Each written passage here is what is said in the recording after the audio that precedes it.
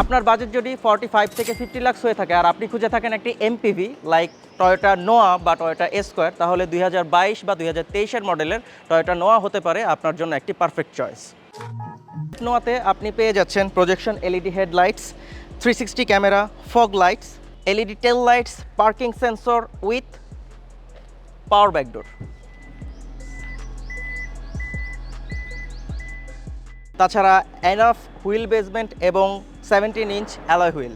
4th generation Toyota নোয়া 2022 বা 2023 মডেলের গাড়িতে আপনি এই সুবিধাটা অবশ্যই পাবেন।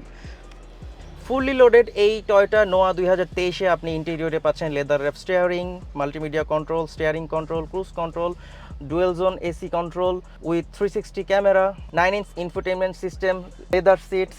রেয়ারের কমফোর্টের জন্য থাকছে সিটের সাথে লেগ রেস্ট।